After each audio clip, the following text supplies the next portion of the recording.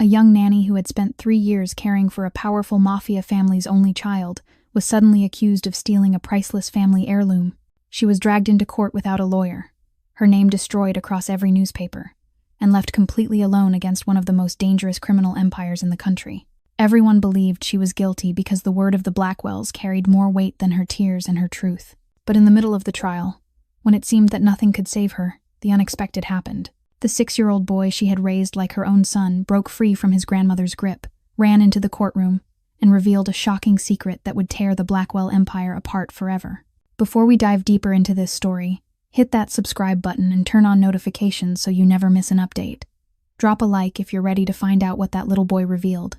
And comment below where you're watching from. We love hearing from you. But to understand how Sophia Reynolds ended up in that courtroom, we need to go back 3 years. Sophia Reynolds was 24 when she saw that job posting. She had just lost her waitressing job at a small restaurant downtown after the owner decided to shut the place down. Her rent was 2 weeks past due, the refrigerator was empty, and she had no one left to turn to. Sophia had grown up in an orphanage, had never seen her parents' faces, had never once had anyone she could call family. She was used to fighting her way through life alone, but this time, she truly did not know what to do. Then she saw the sheet of paper taped to the bulletin board at the employment center. The Blackwell family needed a nanny. The pay was 3 times higher than any job she had ever done. Sophia knew the name Blackwell. Everyone in this city did. They were one of the most powerful families around, and people whispered that they were Mafia. But Sophia had no choice. She tore off the slip of paper and called immediately. The next day, Sophia stood before the massive iron gates of the Blackwell estate. She had never seen a house so large. Towering stone walls, sprawling gardens with a fountain at the center, and dozens of windows glittering beneath the sun. Sophia felt small and out of place as she stepped through the front doors. A servant led her into the sitting room and told her to wait. Sophia sat on an expensive sofa, her hands clasped together from nerves.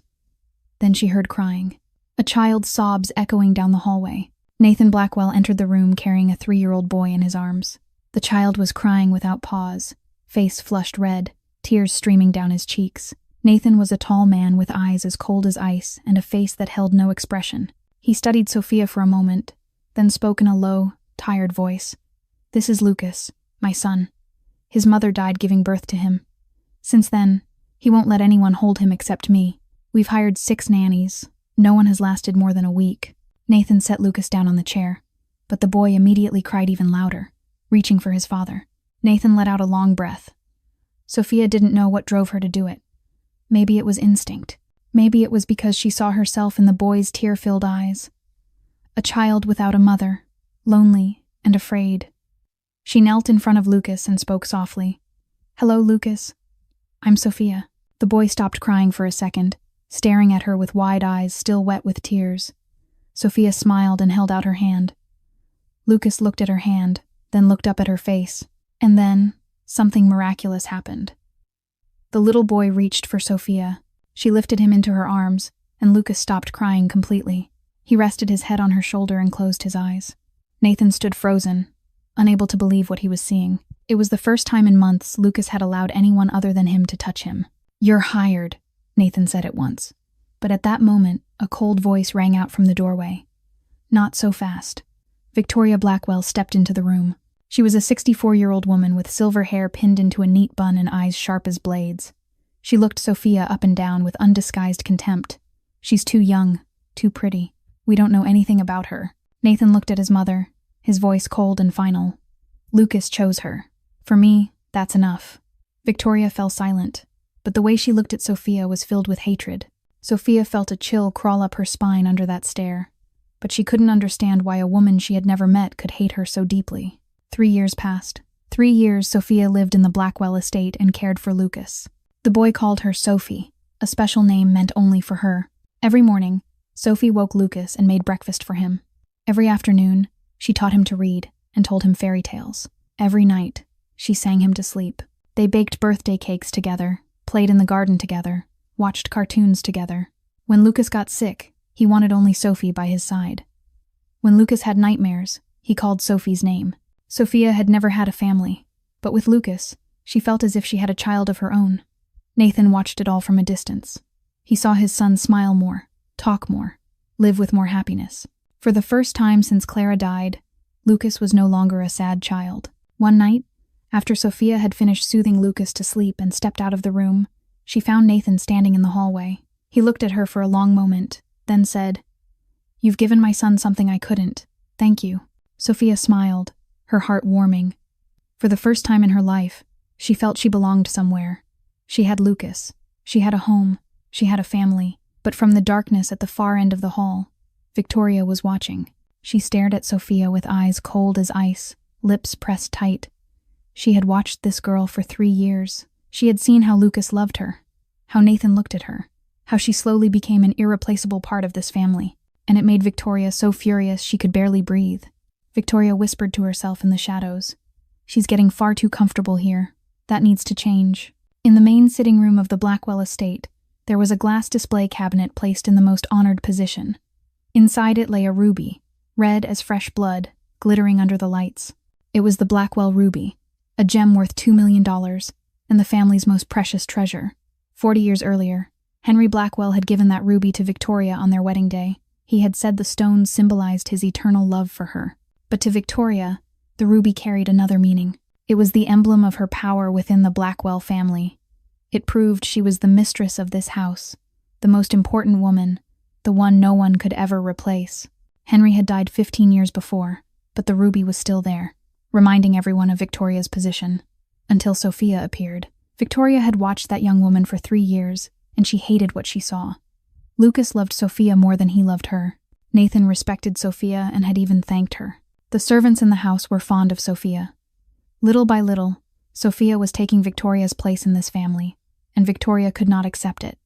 She needed to get rid of Sophia, but she needed a reason no one could argue against, and she had found a way. One afternoon, Victoria summoned Sophia to the sitting room. Sophia came at once, polite as always. Victoria pointed to the glass cabinet that held the ruby and said in a chilly voice, "This cabinet has dust on it. Clean it. Be careful with the ruby." Sophia nodded and began to work. She took a soft cloth and carefully wiped every corner of the glass cabinet. She had no idea that Victoria was standing behind her, watching her every movement. When Sophia finished and left, Victoria stepped up to the cabinet and examined it closely. Sophia's fingerprints were clearly visible on the glass. Victoria smiled. The trap had been set. That night, when the clock struck 11 o'clock, the entire estate had fallen asleep. Not a sound, not a single light, only the pale blue moonlight spilling through the tall windows. Victoria slipped quietly out of her room. She moved down the dark corridor, her footsteps making no sound. She had lived in this house for more than 40 years, and she knew how to move without anyone noticing. Victoria entered the sitting room and stood before the glass cabinet. She looked at the ruby for a long moment. Under the moonlight, it glittered as if it were laughing at her. Victoria opened the cabinet and lifted the ruby out. It felt heavy and cold in her palm. She raised it before her face, letting the moonlight shine through it. So beautiful, and it would help her remove the thorn in her side. Victoria smiled, a smile that was cold and cruel, but she did not know that a pair of eyes was watching her. Lucas could not sleep that night. He lay in bed, tossing and turning, and finally decided to go down to the kitchen for water. He stepped out of his room and walked along the dark hallway. As he passed the sitting room, he saw a shadow inside. Lucas stopped and hid behind the door, peering in with childish curiosity. He saw his grandmother standing in front of the glass cabinet. She was holding the ruby in her hand. Lucas watched her place the ruby into a black metal box, then carry the box toward her private rooms. The little boy did not understand what she was doing. Maybe she was simply putting the ruby somewhere safer. Maybe she was afraid of thieves. Lucas did not think much of it. He was only a 6-year-old child, and he could not understand the schemes of adults. He quietly returned to his room, drank water, and climbed back into bed. He did not tell anyone about what he had seen. In her private room, Victoria locked the ruby inside a safe hidden behind a painting. She closed the safe door and spun the combination. No one knew that combination but her. No one could open that safe but her. Victoria walked to the window and stared out into the night sky. The moonlight fell across her face, sharpening the lines of her wrinkles and the chill in her eyes. She had waited 3 years for this moment. 3 years of watching that girl take her grandson's love, take her son's respect, take her place in this family. But it would all end tomorrow. Victoria whispered into the darkness. Tomorrow, everything will change, and she will disappear forever. 6 o'clock the next morning, Victoria's screaming tore through the quiet of the Blackwell estate. The ruby! The ruby is gone! Someone stole it. Her cries echoed down the corridors. jolting everyone awake. Servants rushed out of their rooms, panicked and confused. Nathan charged down the stairs, his face drawn tight. Sophia ran to the sitting room too, her heart pounding hard with fear. When she arrived, she saw Victoria standing before the empty glass cabinet. The ruby had vanished. The cabinet was still shut, but there was nothing inside. Victoria turned to the crowd of servants gathering behind her, her face blazing with outrage. But Sophia didn't know that outrage was nothing more than a flawless performance. Who did this? Victoria screamed. Who stole my ruby? The room fell silent. No one dared to speak. Then Victoria turned to Sophia. Her eyes were sharp as blades, filled with hate. She pointed straight at Sophia and spoke in a cold, cutting voice. Her. She's the only one who touched this cabinet yesterday. Sophia felt as if lightning had struck her. She stammered. I only cleaned it because you told me to, Mrs. Blackwell. Victoria gave a thin, dismissive laugh. Check the fingerprints on the glass. Her fingerprints are everywhere. Nathan stepped forward, his voice tense. Check the security cameras. We'll know what happened. A servant hurried off and returned with worry written all over his face. Sir, the sitting room camera is broken. It stopped working last night. Victoria clapped her hands once. How convenient. The camera breaks on the very night the ruby disappears. What a coincidence. Sophia felt the room spin around her. She didn't understand what was happening. She hadn't taken the ruby. She didn't even know how to open that cabinet. But everything was turning against her. Her fingerprints on the glass, the camera not working, and Victoria looking at her like she was a criminal. Sophia turned to Nathan, her eyes brimming with tears and desperation. Mr. Blackwell, I'd never do this. Please, you have to believe me. Nathan looked at Sophia, then looked at his mother. He stood between two women, his insides twisting apart. He'd watched Sophia care for Lucas for 3 years. She'd never done anything suspicious.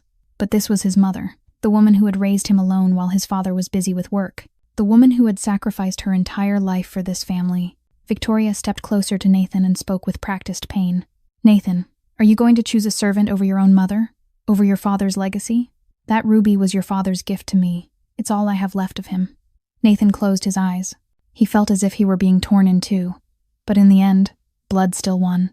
He opened his eyes and looked at Sophia with a grief-stricken expression. Sophia, you need to leave. Right now. Sophia felt the world collapse beneath her feet. She couldn't believe what she was hearing. After 3 years, after everything she had done for this family, they believed she was a thief. Please, at least let me say goodbye to Lucas, Sophia begged, tears streaming down her face. Victoria cut in instantly. Absolutely not. I won't let a thief anywhere near my grandson. She signaled to 2 servants. They stepped forward, seized Sophia by the arms, and dragged her out of the room. Sophia struggled, but she wasn't strong enough. She was pulled down the hallway, through the front doors, toward the gates. And then she heard that voice. Sophie. Sophie. Lucas came running down the stairs, his face soaked with tears. He'd heard everything.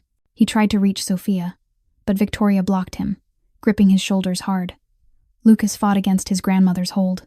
Let me go. Sophie didn't do it. Sophie. Sophia turned back one last time, looking at the boy she loved as if he were her own child. Her tears wouldn't stop, but she forced herself to smile. Sophie loves you, Lucas. Always remember that. Then the iron gate slammed shut behind her with a heavy, brutal sound. Sophia stood alone on the empty road outside the estate. She turned back and looked at the house that had been her home for 3 years. In the second-floor window, she saw Lucas pounding his hands against the glass, his mouth forming her name, though she couldn't hear him. Sophia clutched her chest, feeling as if her heart were being torn into pieces. She had nothing. No money, no home, no one at all. And now she'd lost the only person who had ever truly loved her. Sophia walked for hours before she finally reached her old apartment. It was a small, shabby room on the 5th floor of an aging building she had kept from before she went to work for the Blackwell family. She paid the rent each month with a small fraction of her wages, thinking that one day she might need it. She never imagined that day would come like this. Sophia opened the door and stepped inside. The room was cold and dark. Dust lay over every surface. The air was damp and stale, thick with mildew. It was the complete opposite of the luxurious Blackwell estate where she had lived for 3 years. Sophia closed the door and leaned back against the wall. Her legs gave out, and she slid down the wall until she was sitting on the floor. She looked around the empty space and felt loneliness flood her from the inside out. Then she saw it, a photograph lying on the small table beside the bed, the only photograph she had taken with her when she left the estate. Sophia reached for it and stared. It was a picture of her and Lucas on his 5th birthday. Lucas was grinning from ear to ear, his face smeared with cake frosting, and Sophia had her arms around him from behind, smiling just as brightly. It had been one of the happiest days of her life, and now all of it was gone. Sophia pressed the photograph to her chest and cried. She cried until there were no tears left. She cried until her throat burned raw. She cried until exhaustion took her, and she fell asleep right there on the cold floor. 2 days passed. Sophia didn't eat. She didn't sleep. She didn't leave the apartment. She only lay on the floor, clutching Lucas's photograph and staring into nothingness. She had no tears left to cry. She felt only emptiness and numbness. On the 3rd day, violent pounding on the door jolted Sophia out of her haze. "Open up. Police." Sophia staggered to her feet and opened the door. 4 officers stood outside, their faces cold and unyielding. One of them held out a sheet of paper. "We have a search warrant."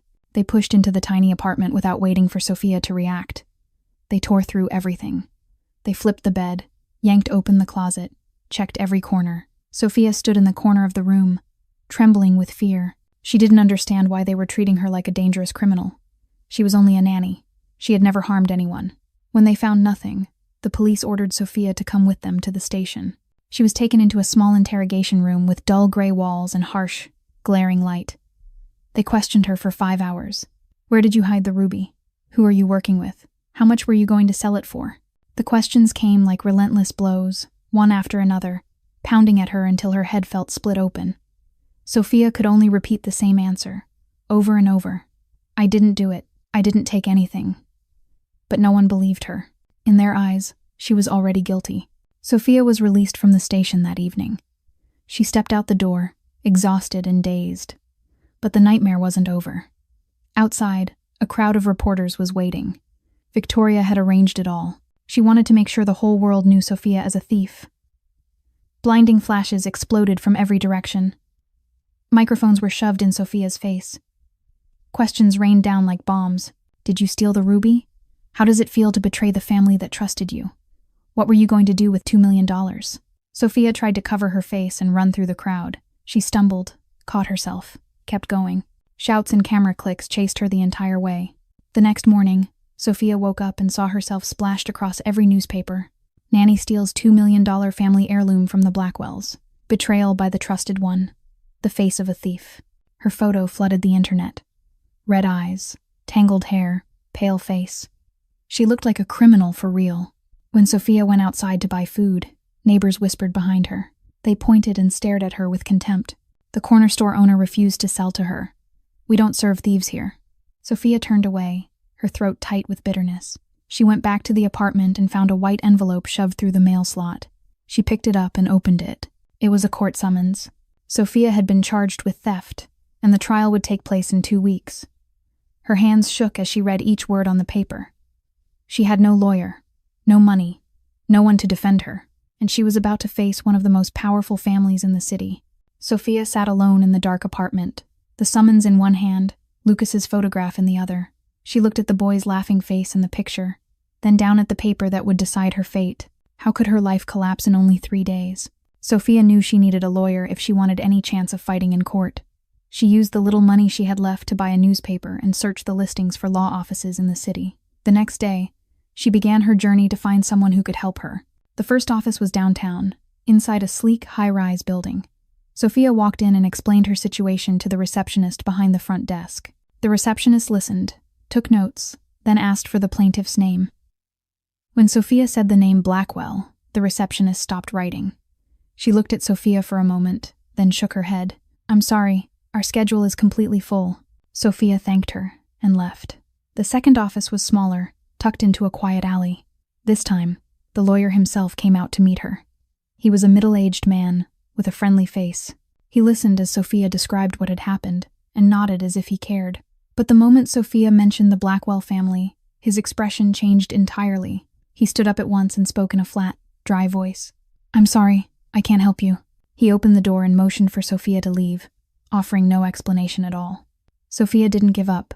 She kept searching, and finally she arrived at a small office on the outskirts of the city. It belonged to an elderly attorney named Mr. Harrison. He had snow-white hair, kind eyes, and a face full of compassion as he listened to Sophia's story. He took the case file and read each page carefully. After a long while, he lifted his head and nodded. This case has a lot of holes in it. Fingerprints only prove you touched the glass cabinet. They don't prove you stole anything. The camera breaking on that exact night is suspicious. We can fight this. For the first time in many days, Sophia felt a flicker of hope spark inside her. Someone believed her. Someone was willing to help. But then Mr. Harrison began looking up more information on his computer. Sophia watched his face slowly change. The color drained from it. His hands began to tremble slightly. He shut the computer and pushed the file back toward Sophia. "I'm sorry. I can't take this case." Sophia felt as if a bucket of ice water had been thrown over her. "Why? You just said we could fight." "Mr." Harrison looked at her with an expression filled with pity and fear. "Miss Reynolds, the Blackwells are Mafia. Do you understand what that means? I have a wife. I have children. I can't put their lives in danger." He stood and opened the office door. "I truly am sorry, but there won't be a single lawyer in this city willing to help you." Sophia walked out with legs that felt like lead. Now she understood. This wasn't just a theft case. This was a war against a criminal empire no one dared challenge. She was completely alone. When Sophia returned to her apartment, she found the landlord waiting in front of her door. He was a heavy-set man with an irritated face. "I want you out of here by tomorrow." Sophia froze. "But I paid this month's rent already." The landlord reached into his pocket, pulled out a wad of cash, and tossed it onto the ground at Sophia's feet. "Here's your money. Take it and get out. I don't want trouble with the Blackwells." Sophia stared at the bills scattered on the floor, then watched him turn and walk away. She couldn't speak. She only bent down and picked up each bill, packed her few belongings into a small suitcase, and left. That night, Sophia stood on the sidewalk with her suitcase beside her. She didn't know where to go. No home, no money, no one willing to help. She thought about running, leaving this city, disappearing. Starting over somewhere no one knew her name. Maybe that was the only way out of this nightmare. But then she thought of Lucas. She remembered the look in his eyes when she was dragged out of the estate. Pain, fear, and trust. Lucas believed Sophie was innocent. Lucas believed Sophie would come back. If she ran, Lucas would think she was guilty. He would think Sophie had abandoned him. Sophia clenched her hands until her knuckles went white. She lifted her face to the star-filled sky and made her decision. She would not run, even if she lost everything. Even if she went to prison. Lucas would know Sophie fought. Lucas would know Sophie never gave up. Sophia found a cheap boarding house in the poor neighborhood at the far edge of the city. The room was tiny, with an old narrow bed, a wobbly wooden table, and a filthy window that looked out onto a dark alley. It was even worse than her old apartment, but it was the only place she could afford with the little money she had left. Sophia sat on the creaking bed, her back against the damp, mildewed wall. The clock said 11 o'clock at night, but she couldn't sleep. She held the photograph of herself with Lucas and stared at the boy's smiling face. She wondered what Lucas was doing right now. Was he able to sleep? Was he crying? Was he thinking about Sophie? Then she heard a soft knock at the door. Sophia startled. Who could be looking for her at this hour? She hadn't told anyone she was here. She got up, walked to the door, and asked in a low voice, "Who is it?" A familiar voice came from the other side, the voice of a child. "Sophie." "It's me." Sophia opened the door immediately and couldn't believe her eyes. Lucas was standing there, his eyes lighting up the moment he saw her. Beside him stood Martha, the elderly housemaid who had worked for the Blackwell family for 30 years. "Lucas." Sophia dropped to her knees, her voice thick with emotion. She didn't have time to say anything else, because Lucas had already thrown himself into her arms. "Sophie. I miss Sophie so much. I know Sophie didn't do it. I know it." The boy sobbed against her, hot tears soaking into her shoulder. Sophia held him tight, and her own tears spilled over too. She never imagined she would get to see Lucas again. She thought Victoria would never allow it. Martha stood close by, her eyes red as well. Sophia lifted her head and looked at her with gratitude and confusion. Martha let out a tired sigh and explained in a gentle, quiet voice. "He hasn't been eating properly since you left. He cries every night. Tonight he begged me, said he had to see Sophie, or he would die. I couldn't refuse him." Sophia looked at Martha with deep, aching gratitude. "Thank you, Martha. You're risking so much for us." Martha smiled kindly. "I've worked for that family for 30 years. I know the difference between a liar and someone who isn't. And you aren't a liar, my girl." Lucas pulled back from Sophia and took a folded sheet of paper from his pocket. He handed it to her, his eyes shining. "Sophie. I drew this for Sophie. Sophia unfolded it and saw a crayon drawing. It showed two people holding hands, one big and one small. Above the picture, Lucas had scribbled in his childish, uneven handwriting, "Sophie and Lucas forever." Sophia's tears rose again. She pressed the drawing to her chest as if it were the most precious treasure in the world. "This is the most beautiful thing anyone has ever given Sophie." Lucas smiled, but then his face turned solemn in a way that felt strange for a 6-year-old. He took Sophia's hand and looked straight into her eyes. "Sophie, I'm going to save Sophie. I promise." Sophia smiled and brushed his hair back. She thought it was only the innocent comfort of a child trying to soothe an adult. "Tonight you already saved Sophie, sweetheart." Lucas shook his head fiercely. "No, I'm really going to save Sophie. You'll see." Martha glanced at the clock and touched Lucas gently on the shoulder. "We have to go now, young master, before anyone notices." Lucas hugged Sophia one last time, tight as if he never wanted to let go. Then he released her and followed Martha to the door. Before he stepped out, he turned back, waved, and said, "Wait for me, Sophie. I'm going to save Sophie." Sophia stood in the doorway, watching the two figures fade into the darkness. She closed the door and looked down at the drawing in her hands. For the first time in days of blackness, she smiled. She didn't understand what Lucas meant when he said he would truly save her. He was only 6 years old. What could he possibly do? But that night, for the first time since she left the Blackwell estate, Sophia felt something she had thought was gone forever: hope. After the night she saw Lucas, Sophia decided she would not give up. She spent the entire next day searching for any help she could find. In the end, she heard about a free legal aid center in the south part of the city, a place that specialized in helping people who couldn't afford to hire an attorney. It was her last hope. Sophia arrived early that morning, but the waiting room was already packed. Tired, desperate faces sat on rows of old plastic chairs. Everyone had their own trouble.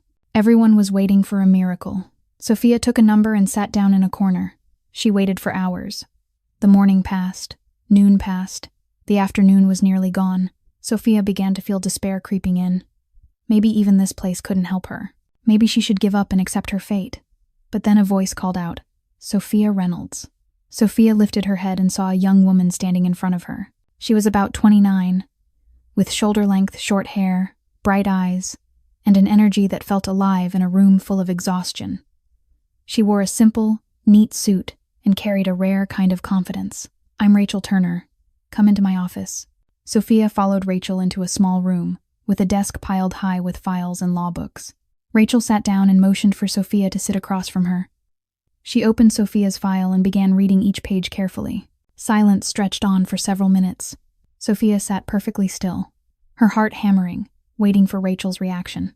She was used to being turned away. She had already braced herself for one more rejection. But Rachel didn't reject her. She frowned and spoke in a thoughtful, measured voice. "The camera just happens to break on that exact night. Fingerprints only prove you touched the glass cabinet, and that was your job. This case is full of holes." Sophia felt her heart beat faster. She spoke softly, her voice trembling. "Every lawyer in the city refused me. They're all afraid of the Blackwells." Rachel lifted her head and looked straight into Sophia's eyes. Her gaze was steady, unshaken. "I'm not." Sophia couldn't believe what she was hearing. "Why? You don't even know me. Why would you risk everything?" Rachel set the file down and leaned back in her chair. "Because I became a lawyer to fight for people like you. Not to bow my head to people like them. If I'm too afraid to take a case just because I'm scared, then what does this job even mean?" Sophia felt tears rise in her eyes. For the first time since this nightmare began, someone was willing to stand beside her not for money, not out of obligation, but because they believed in justice. In the days that followed, Rachel began digging deep into the Blackwell family's history. She searched for information about people who had worked for them and been fired. She gathered names, addresses, phone numbers, and then she found an important lead. One evening, Rachel called Sophia, her voice buzzing with excitement. "I found someone.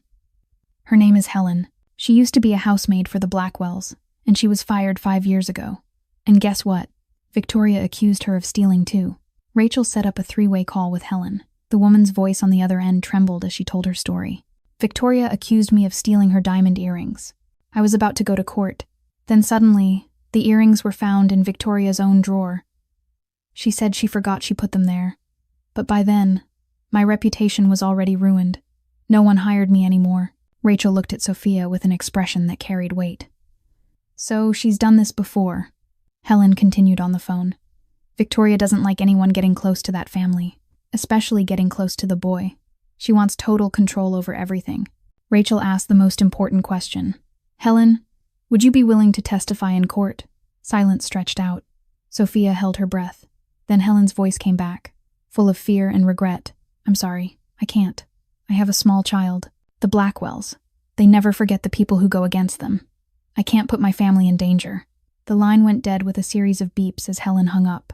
Rachel looked at Sophia, her face serious. We have a pattern. Victoria has done this before, but no one dares testify. Sophia felt disappointment flood through her. She thought she had found a way out, but the door slammed shut again. But Rachel didn't look discouraged. She placed a hand on Sophia's shoulder and spoke with quiet determination. It isn't over. We know Victoria has done this before. We just have to prove it in court. The Blackwells have Marcus Webb, the best lawyer in the state. We're the underdogs. But underdogs can still win. Sophia looked at Rachel, this brave young woman who was willing to stand up to a criminal empire for a stranger. She felt strength rising inside her. Sophia held out her hand, and Rachel took it. Then we fight. While Sophia and Rachel were preparing for war, the other side of the line wasn't sitting still either. At the Blackwell estate, Victoria received a special guest in her elegant study. Marcus Webb was one of the most famous attorneys in the state, known as the man who never lost a case. He was a middle-aged man with salt and pepper hair combed neatly into place, a perfectly tailored, expensive suit, and eyes as sharp and cold as a blade. He sat across from Victoria, with the confidence of someone who was accustomed to winning. Victoria poured tea for him and went straight to the point. I don't just want her convicted, Marcus.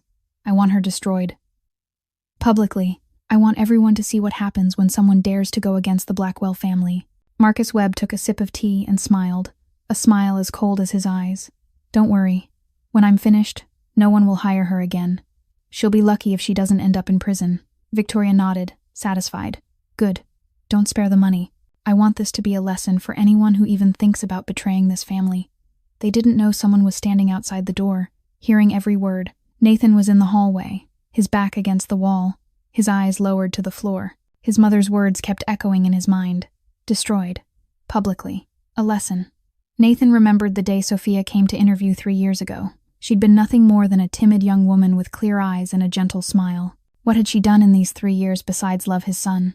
She'd cared for Lucas when he was too buried in work. She'd been there for Lucas when he couldn't be. She'd brought laughter back to his boy after the dark months since Clara died. And now, his mother wanted to ruin her. That night, Nathan went into Lucas's room as he always did, to check on his son before sleep. The boy was sleeping soundly, an angelic face calm beneath the dim glow of the nightlight. But something made Nathan stop. Lucas was clutching something tightly in his hands. Nathan bent down and gently eased it free. It was a crayon drawing. 2 figures holding hands, one big and one small. Above them was a clumsy, childish scrawl. Sophie and Lucas forever. Nathan felt his heart tighten as if a fist had closed around it. He set the drawing down and, by accident, noticed another sheet of paper peeking out from under Lucas's pillow. He pulled it out and read. On the page, Lucas had written the same sentence again and again in crooked, unsteady letters. I'll save Sophie. I'll save Sophie. I'll save Sophie. The words were written dozens of times, covering the entire page. Nathan stood motionless, staring at the paper in his hand. His 6-year-old son was making plans to save his nanny, a 6-year-old with a fiercer faith than his grown father. Nathan put the paper back where it had been and left Lucas's room. He stepped onto the balcony and stood there alone in the night. Cold wind moved over him, but he didn't feel it. His mind was somewhere else. He remembered the moment Sophia was accused. He remembered the look in her eyes when he ordered her to leave. It hadn't been the look of a thief caught red-handed. It had been the look of someone betrayed by the very people she trusted. Nathan whispered into the darkness. What if we're wrong? What if we've just destroyed the life of an innocent person? A voice came from behind him. You're thinking too much again, Nathan. Nathan turned and saw Victoria standing in the balcony doorway. She stepped outside and stood beside him, looking out into the night sky. The trial is in 5 days. After that, she'll disappear forever, and our family will go back to normal. Nathan didn't answer. He only stood still, staring out toward the distance, where the city lights glittered like stars that had fallen to the earth. Victoria frowned at her son. She didn't like this silence, but she said nothing more. She turned and went back inside, leaving Nathan alone with his thoughts. When Victoria's footsteps had faded, Nathan whispered to himself in the dark. What if nothing can ever go back to normal again? The first day of the trial arrived. Sophia woke before dawn, put on the most presentable clothes she owned, and met Rachel at the legal aid center. The two of them went to the courthouse together. When the car stopped in front of the building, Sophia looked out through the window and her heart seemed to stop. Dozens of reporters were already waiting at the entrance. Cameras, video rigs, microphones lifted high, all of them ready for their prey. Rachel took Sophia's hand and spoke with firm certainty. Don't answer anything, just walk. They stepped out of the car and were surrounded immediately. Flashbulbs burst in blinding light from every direction. Questions slammed down on Sophia like heavy rain. Are you guilty? Where is the ruby? How does it feel to face the Blackwell family? Sophia lowered her head and tried to keep moving. Rachel lifted an arm to shield her and forced a path through the aggressive crowd. It took them nearly 5 minutes to make it inside the courthouse. The courtroom was larger than Sophia had imagined. Rows of polished oak benches stretched out in long lines. Light poured down from the tall windows, creating an atmosphere that felt solemn and terrifying all at once. The gallery was nearly full. People had come to watch a show, and Sophia was the unwilling star. She looked across the room and saw them. Victoria Blackwell sat with a face of perfect dignity and perfect grief, like a poor grandmother betrayed by someone she had taken in. She wore an elegant black dress, her hair pinned into a neat bun, and now and then she lifted a handkerchief to dab at her eyes. Nathan sat beside his mother, his face cold and unreadable, but his eyes looked tired and far away. Next to them sat Marcus Webb in his expensive suit, radiating the confidence of a man who already held victory in his hands. And on this side, there was only Sophia and Rachel. 2 women, alone, against an empire. Sophia realized Lucas was not there. The boy had been kept at home with a new nanny. Victoria did not want her grandson to witness this trial. Or perhaps she did not want Lucas to do anything outside her control. The trial began. The judge struck the gavel, and Marcus Webb rose to deliver his opening statement. He walked slowly in front of the jury, his voice warm and smooth, yet sharp as a knife. Ladies and gentlemen of the jury, this is a story of betrayal. A young woman was taken in by a generous family. She was given work, she was given a home, she was given trust. And how did she repay them? By stealing a priceless heirloom that has been passed down through generations. Marcus Webb paused and looked at Sophia with cold eyes. He laid out the evidence with careful order. The defendant's fingerprints were found all over the glass cabinet. The security camera conveniently malfunctioned on the very night the ruby disappeared. The defendant was the only person with the opportunity to access the cabinet that day. He concluded in a hard, unwavering voice, "The evidence speaks for itself. Sophia Reynolds is guilty." Rachel stood to respond. She stepped into the center of the courtroom with a calm that felt almost impossible for someone facing the best attorney in the state. Fingerprints only prove my client touched the cabinet, and that was her job. She was instructed to clean it. The camera failing on that exact night is suspicious. But suspicious for whom is the real question. Where is the actual evidence that my client took the ruby? Where is the ruby now? There is none.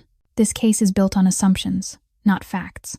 The jury looked thoughtful, but Sophia could see they were not fully convinced. The truth was, she had no alibi, and the Blackwells carried a reputation and power she could not begin to match. Marcus Webb called Victoria to the witness stand. Victoria approached with the slow, weary grace of someone carrying great sorrow. She sat down and began to tell her story in a trembling, emotional voice. "My husband gave me that ruby before he died. It is all I have left of him." Victoria paused and lifted her handkerchief to her eyes. Tears slid down her cheeks with perfect control. "I trusted that girl. I brought her into my home. I allowed her near my grandson. And she betrayed us." Victoria looked directly at Sophia, her expression full of pain and disappointment. "How could you do this to us?" The jurors stared at Sophia with eyes that already felt like verdicts. They believed Victoria. They saw a grieving grandmother, wounded by betrayal. They did not see the mastermind performing a flawless play. The first day ended, and everything was going against Sophia. As people filed out of the courtroom, Rachel leaned close and spoke softly. "Tomorrow, you'll tell your story. Let them see who you really are." Sophia nodded, but her heart felt heavy as stone. She looked across the courtroom and suddenly met Nathan's gaze. He said nothing, his face still cold as ever, but in his eyes there was something different. Not condemnation, not hatred, something that looked like doubt and regret. Victoria noticed her son looking at Sophia. She frowned and gripped Nathan's arm, pulling him away, but that moment was enough for Sophia to see it. Maybe not everyone in the Blackwell family wanted her to be guilty. The second day of the trial began with an atmosphere even tenser than the day before. The courtroom was still packed with people who had come to watch, and all their eyes followed Sophia as she walked in. Rachel had prepared her through the night for this moment. Today, Sophia would tell her own story. Rachel stood and spoke clearly. "I call Sophia Reynolds to the witness stand." Sophia rose, her legs slightly unsteady, but she forced herself to stay calm. She walked to the stand and sat down on the cold chair. From here, she could see everyone in the room, the jury to one side, strangers whose faces would decide her fate. Victoria seated across from her with a face as cold as ice. Nathan beside his mother, his eyes avoiding Sophia's. Marcus Webb holding a pen, taking notes, ready to strike at any moment. Rachel stepped closer to the witness stand and began to ask her questions. "Sophia, tell the jury about your life." Sophia drew in a deep breath and began. Her voice was soft but steady. "I grew up in an orphanage. I never had a family. I never had anyone who loved me." She paused, trying to hold back the emotion rising in her throat. 3 years ago, I accepted a nanny job with the Blackwell family. I thought it would be an ordinary job. I didn't know it would change my life. Sophia glanced toward the windows, where sunlight was spilling in. Her voice tightened when she spoke Lucas's name. Lucas was 3 then, and he was so sad. He had lost his mother. He wouldn't let anyone hold him, wouldn't let anyone come near. But for some reason, he accepted me. Tears began to slide down Sophia's cheeks, but she kept going. For the first time in my life, I felt like I had a family. Lucas became everything to me. I would never do anything that would cost me that boy. Never. I would rather die than hurt that child. Marcus Webb stood, his voice dripping with mockery and cold precision. "A touching story. But is this just a manipulation tactic? Using a child to win the jury's sympathy?" Rachel immediately objected. "Objection. He's attacking the witness's character, not presenting evidence." The judge struck the gavel. Sustained. "Mr. Webb, focus on the evidence." Marcus Webb gave a thin smile and sat back down.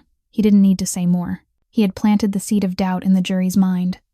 But Sophia didn't let that stop her. She looked straight at the jury and spoke with more strength. "I'm not asking you to believe me because you pity me. I'm asking you to look at the evidence, and there is none. Fingerprints? I cleaned that cabinet. It was my job. The camera broke? I'm not the one who broke it. Where is the ruby? I don't know, but it isn't with me. Search my apartment. Search everywhere. You won't find it, because I didn't take it." Sophia paused, and then she said her last line with everything honest in her heart. "I'm not a thief. I'm just a woman who loved a little boy like he was her own son." Silence settled over the courtroom. A few jurors began to look thoughtful. They glanced at one another, brows furrowed, less certain than they had been. Victoria saw it. She shifted restlessly in her seat, lips pressed tight. This was not going as easily as she had imagined. That girl was not easy to crush. When the court recessed, Nathan stood and stepped into the hallway. He needed air. He needed to escape that suffocating room, even for a few minutes. He stood alone by a window, staring out at the blue sky beyond the glass. Sophia's words echoed in his mind. "I never had anyone who loved me. Lucas became everything to me. I would rather die than hurt that child." Images from the past 3 years rushed back through Nathan's thoughts. Sophia sitting by Lucas's bed, patiently teaching him each letter. Sophia singing him to sleep every night in that gentle voice. Lucas running toward Sophia whenever she entered the room, calling Sophie with the brightest smile. Nathan remembered it all. Sophia had never done anything suspicious. She had refused bonuses he offered. She had refused expensive gifts. She only wanted to be with Lucas. A thief would have taken whatever she could and run, but Sophia had stayed for 3 years. She had loved his son. Nathan whispered to himself by the window. "What if I've made a terrible mistake?" He returned to the courtroom when recess ended. The moment he stepped inside, he caught Victoria's eye. His mother was looking at him with warning, as if she could read every thought inside his head. That look said, "Don't even think about betraying this family. Don't even think about standing with her." Nathan lowered his gaze and sat beside his mother. He didn't dare speak. He didn't dare do anything. But inside him, the doubt was no longer only doubt. It had become something stronger, something that was slowly breaking down the wall he had built to protect his faith in his mother. While the trial was unfolding at the courthouse, Lucas was being kept at home inside the Blackwell estate. Victoria had hired a new nanny to watch him, a strict middle-aged woman with one single assignment: do not let Lucas leave the house. His grandmother had given very clear instructions that the boy was not to go to the courthouse under any circumstances. Lucas sat in his room all morning, staring out the window and thinking about Sophie. He knew today was important. Today, people would decide whether Sophie was guilty or not. And Lucas knew the truth that no one else knew. Near midday, the new nanny went into the kitchen to prepare lunch. Lucas saw his chance.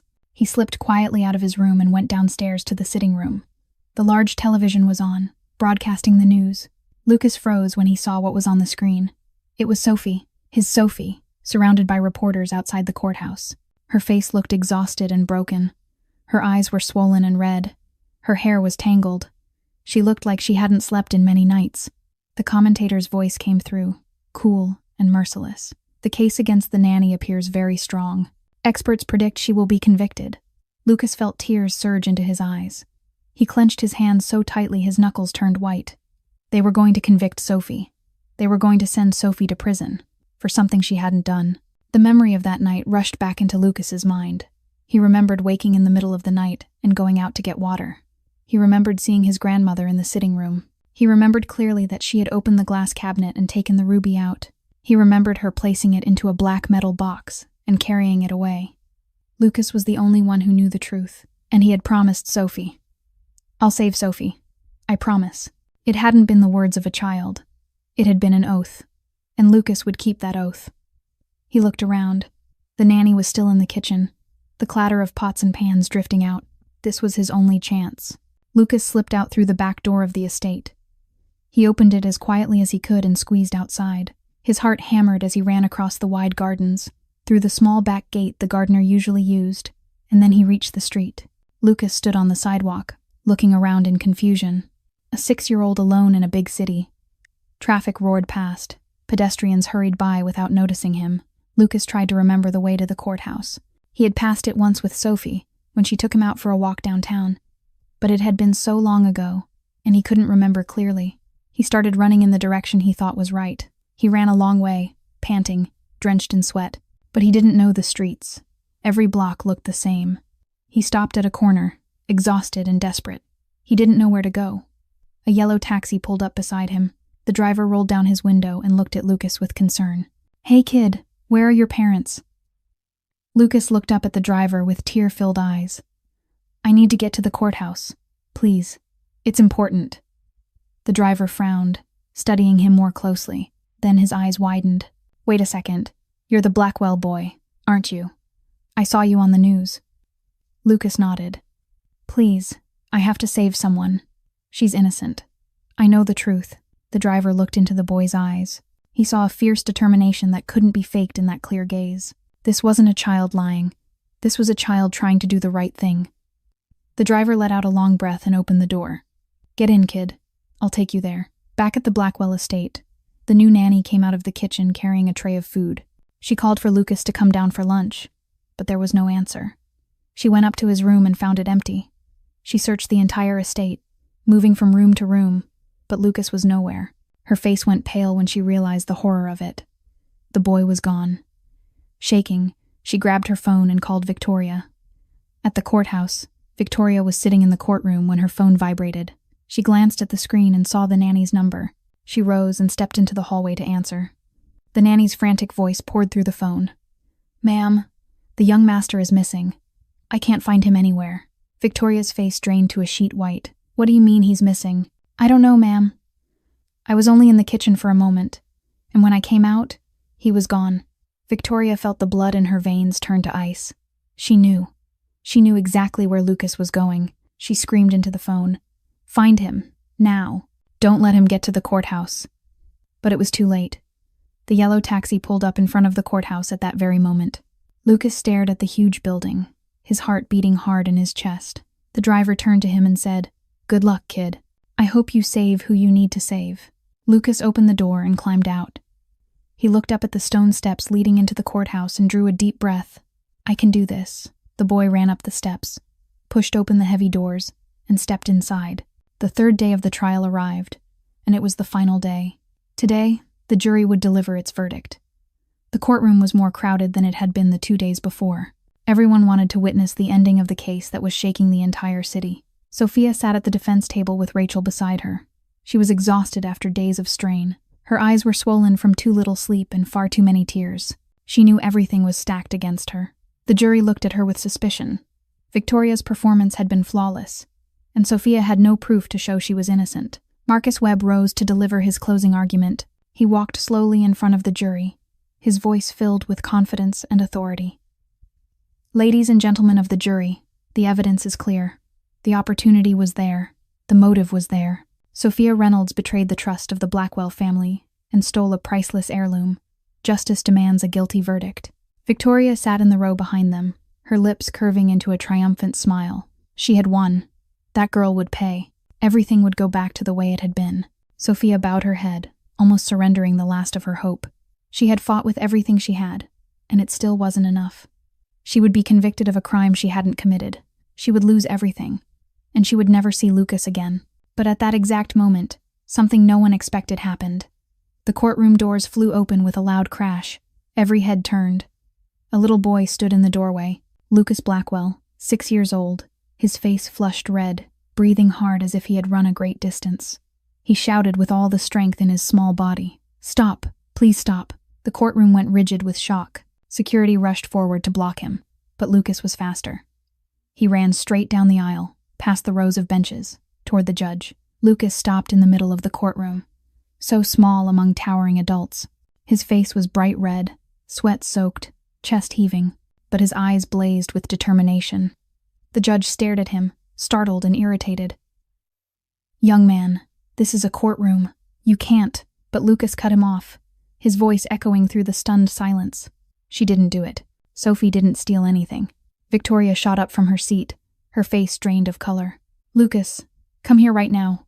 Lucas turned and looked at his grandmother. His eyes were wet with tears, but his voice did not shake. "No, Grandma, I'm not going to lie anymore." The courtroom was silent as stone. No one dared breathe too loudly. Everyone stared at the 6-year-old standing in the center of the room with shock and curiosity. Lucas drew a deep breath. His voice trembled, but every word was clear. "I saw you, Grandma. That night, I couldn't sleep. I went out to get water, and I saw you in the sitting room." Victoria cried out, her voice panicked. "He's lying. He's just a child. He doesn't understand anything." But Lucas didn't stop. He kept going, his voice growing stronger with every sentence. "I saw you take the ruby from the glass cabinet. You put it in the black metal box in your room. The box you always keep locked." A ripple of whispers swept through the courtroom. The jurors looked at one another in disbelief. Marcus Webb stood frozen, not knowing what to do. This was not something he had prepared for. Victoria shouted, desperate now, "This is ridiculous. You're going to believe a 6-year-old child over me." Nathan had been silent the whole time. Now he stood. Everyone in the room turned to look at him. He walked to Lucas and placed a hand on his son's shoulder. Victoria looked at her son with a gaze that was both pleading and threatening. "Nathan, control your son." Nathan looked at his mother, then down at Lucas, then across to Sophia, sitting at the defense table with tears in her eyes. Silence stretched out. The entire courtroom held its breath. Then Nathan spoke, his voice slow but steady. "My son has never lied to me. Not once in his life." Victoria screamed, "Nathan, don't you dare." But Nathan did not let her finish. He looked straight into her eyes with a look she had never seen before. "Check the safe. If there's nothing there, then we'll know. But if Lucas is right." Victoria turned white as paper. She stumbled back one step, then another. The perfect mask she had worn for days finally cracked. The judge struck the gavel. "Order. I am declaring a recess, and I will sign a warrant to search Mrs. Blackwell's private safe immediately." Victoria cried out in panic. "You can't do this. This is a violation of my privacy." The judge looked at her with cold, unmoved eyes. "We have witness testimony, Mrs. Blackwell. That is more than enough."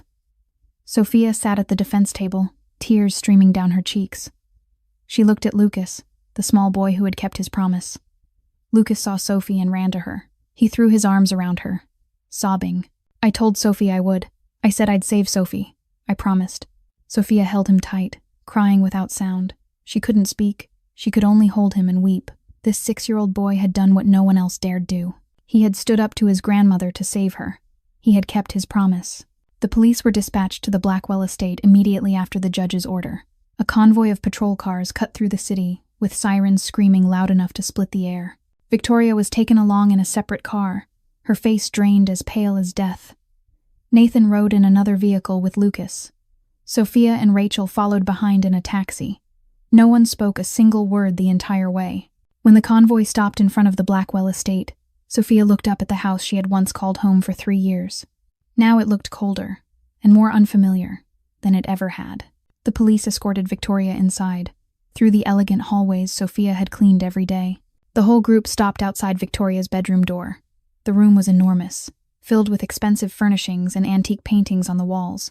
But no one paid attention to any of it. Every set of eyes was fixed on the safe hidden behind the portrait of Henry Blackwell. The chief of police stepped forward and spoke to Victoria in a stern voice. "Mrs. Blackwell, open the safe." Victoria lifted her chin, clinging to the last scraps of indignation she could still perform. "This is an insult. You have no right to do this," the officer replied coldly. "Ma'am, we have a warrant. You open it, or we'll open it ourselves." Victoria looked around the room, searching for help, but no one was on her side. Nathan stood in the corner with Lucas, his face hard as stone.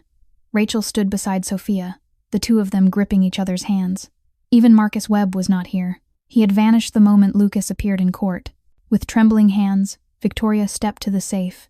She entered the combination with fingers that could barely hold steady.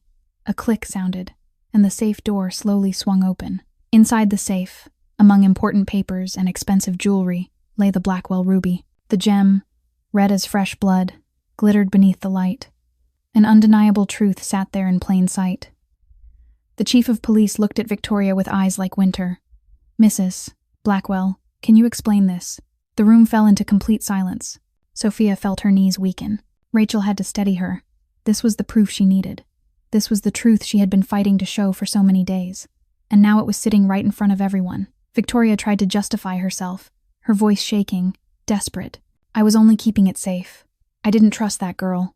I was protecting the family." Nathan stepped closer to his mother, his eyes filled with fury and disappointment.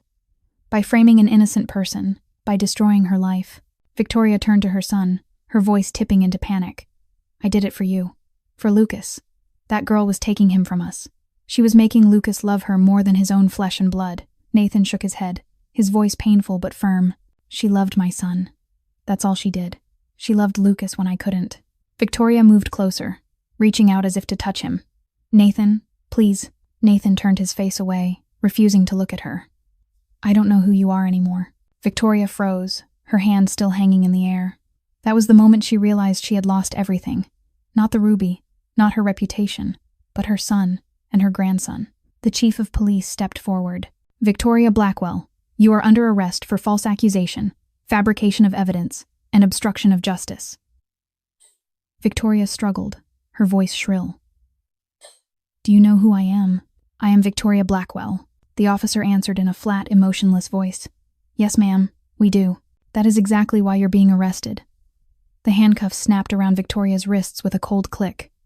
She was led away in front of everyone. As she passed Nathan, she stopped and looked at him with pleading eyes. But Nathan didn't look back. He stood with his back to her, one hand resting on Lucas's shoulder. Victoria was taken out and disappeared beyond the doorway. The trial reconvened that same afternoon. The courtroom was still packed, but the atmosphere had changed completely. Everyone knew the truth had been exposed.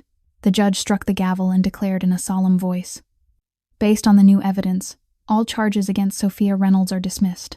She is free." Applause burst from the gallery. Strangers Sophia had never met were clapping for her. Rachel threw her arms around Sophia, tears running down the young lawyer's cheeks. "We did it. We won," Sophia cried, unable to believe what she was hearing. She was free. After all the long nights of despair, after all the days the whole world had condemned her, she was finally cleared. Sophie is free. I saved Sophie." Lucas ran to her and hugged her tight. The boy cried and laughed at the same time, his face radiant with happiness. Sophia dropped to her knees and held him close. Her tears soaked Lucas's hair, and she didn't care. "That's right, sweetheart. You saved Sophie. You're Sophie's hero." Nathan stood at a distance, watching them hold each other. He didn't come closer. He didn't know what to say. He hadn't believed Sophia when she needed him most. He had stood with his mother and nearly destroyed the life of an innocent woman. In his eyes was relief that the truth had come out, but deeper than that was a regret he knew would follow him for the rest of his life. 1 week after the truth was brought into the light, Victoria Blackwell returned to court as the defendant. This time, she was no longer seated in the witness row with that noble, wounded expression. She stood at the defense table, alone, with no one beside her. Marcus Webb had refused to represent her. No lawyer in the city wanted to touch a scandal like this. In the end, she had to accept a court-appointed attorney. The judge read the charges in a stern voice. Defamation, fabrication of evidence, obstruction of justice. Each charge landed like a hammer blow against Victoria. She stood in silence, eyes lowered to the floor, with none of the pride of the powerful woman she once was. The sentence was announced. 2 years of house arrest, a heavy fine, and most important of all, she was stripped of control over the Blackwell family assets. All the power she had held for so many years vanished with a single ruling. Victoria left the courthouse in silence. No reporters rushed to interview her. No one waited to ask how she was doing. She walked alone, the thin shadow of the woman who once controlled an empire. Meanwhile, the press changed its tone overnight. The papers that had splashed Sophia's face under thief headlines were now running entirely different stories. Innocent, Nanny falsely accused. Blackwell scandal, power nearly destroys an innocent woman. A new photo of Sophia appeared everywhere, not the ragged image with red eyes and tangled hair, but a picture of her standing beside Rachel outside the courthouse with a quiet, relieved smile after her acquittal. The people who had cursed Sophia on social media now sent apologies, her inbox filled with hundreds of messages from strangers. "We're sorry. We should have believed you. You're so strong." But some letters mattered more than anything else. Letters from other women, women with stories like Sophia's. "I was falsely accused too. Your story gives me hope. Thank you for not giving up." Sophia read every letter with tears running down her cheeks. She had never known there were so many people like her. People framed by those with power, abandoned by the world, with no one willing to believe them. They were out there, suffering and alone the way she had suffered and been alone. Rachel helped Sophia find a new apartment in a quiet neighborhood. It was small, but clean, filled with light. For the first time in weeks, Sophia had a place she could call home. One afternoon, there was a knock at the door. Sophia opened it and went still when she saw Nathan standing outside. He wore a simple shirt, no suit, no tie. He looked tired, and older than he had the last time she saw him. They looked at each other for a long moment without speaking. This was the first time they had met outside the estate or the courtroom. No lawyers, no judge, no jury. Just two human beings facing each other with too much left unsaid. Nathan spoke first, his voice low and heavy with regret. "I came to apologize. Not to ask you to forgive me, because I know I don't deserve it." Sophia didn't answer. She only stood there and waited for him to continue. Nathan drew a deep breath. "I'm a coward. I knew something was wrong, but I was too afraid to stand up against my mother. And you paid the price." Sophia met his eyes and answered in a calm, even voice. "You're right. I paid the price. I lost everything." Nathan lowered his head. "I know, and I can never change that." Silence stretched between them. Then Nathan lifted his head and went on. "But I want to do something. Not for me, but for all the women like you, the ones who get framed by people with power." Sophia frowned slightly. "What do you mean?" Nathan explained. "I'm founding a charity to provide legal support, resources, and help for women who are victims of false accusations. And I want you to run it." Sophia was so shocked she couldn't speak. She only stared at him, disbelief plain in her eyes. "Me? Why me?" Nathan answered with quiet sincerity. "Because you lived it. Because you know what it feels like when no one believes you. And because you survived. Who better than you to help others survive?" Sophia stayed silent for a long moment. She glanced toward the small table in her apartment, where a stack of letters from other women lay waiting. Stories like hers, pain like hers, people who needed help the way she had needed it. Sophia looked back at Nathan and said, "I'm not going back to being a servant." Nathan shook his head immediately. "No, you won't be a servant. You'll be the director. You'll make the decisions. I'll only provide the funding." Silence lingered again. Sophia thought. She looked at the stack of letters, then out the window, then back at Nathan. Finally, she said, "I'm not doing this for you. I'm doing it for them." She pointed to the letters. Nathan nodded. "That's exactly why you're the right person," Sophia agreed. She didn't know what the future would hold, but she knew she wanted to help women like herself. She looked out the window and spoke softly. 3 weeks ago, I was a criminal in everyone's eyes. Now I'm about to help people like me. Life is strange." Nathan stood to leave, but he paused at the door. "One more thing. Lucas wants to see you. He asks about you every day." Sophia smiled for the first time through the entire conversation. That smile lit up her tired face. "I want to see him too. More than anything."